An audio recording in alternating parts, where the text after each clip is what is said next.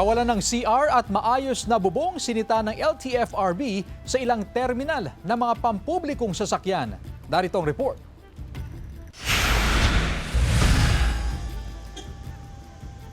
Sa inilabas na ulat ng Land Transportation Franchising and Regulatory Board o LTFRB, inisyuhan ng ahensya ng show cause order ang 10 bus at PUV terminal operator sa Region 1 dahil sa safety at comfort violations.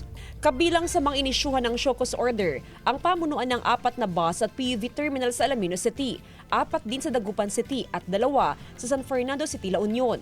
Layo ng LTFRB na matiyak na tumatalima ang mga terminal operator sa basic rights ng mga commuter para sa ligtas at komportableng pagbiyahe. Kabilang sa nakatanggap ng show cause order ang Bamakada Transport Cooperative sa Dagupan City. Kabilang sa mga nakitang violations ng LTFRB ang kawalan ng sapat na bilang ng palikuran at hiwalay na palikuran para sa mga babae, lalaki at PWD. Nasilip din ng LTFRB ang kawalan ng CCTV monitor at PWD sitting area sa terminal.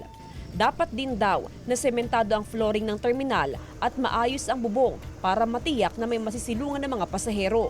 Kung hindi raw isaayos sa loob ng 3 buwan, ay ipapasara ang terminal.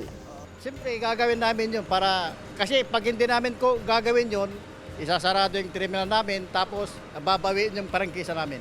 Ikinatuwa ng mga commuter ng hakbang ng LTFRB kaugnay sa pagpaganda at pagsaayos sa mga terminal sa probinsya. Para hindi nahihirapan ang mga pasahero, lalo pagka nagtag-ulan.